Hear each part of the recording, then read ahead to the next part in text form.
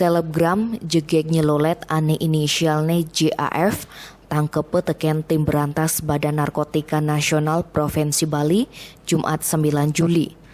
Anak eluh uli Jakarta ane mejo ulian nganggo narkoba di Villa Elit Jalan Kerobokan Kuta Utara Badung aja ke manajer diskotik LX Legian Kute ane inisialne DHS.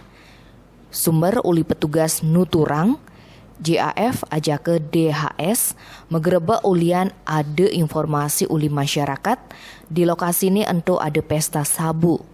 Di subane aminggu ngadang penyelidikan, aparat langsung ngejok ma kedua di Villa pas marbangun. Padahal JAF ajak DHS anak tusing mekurenan. Dugas geledahe petugase makatang narkoba jenis sabu aja ekstasi. Ada masih alat hisap bong, ken pipa kaca. Mekedua encahne masih dites, hasilnya positif mengandung narkoba. Selebgram ini berstatus janda, ngelah followers kanti 146.000.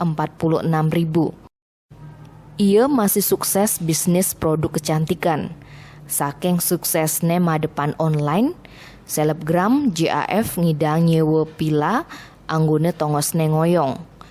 Kepala BNNP Bali Brigjen Pol Gede Sugianyar, Dwi Putra ngaku nungadang pemeriksaan ajak kasus ene.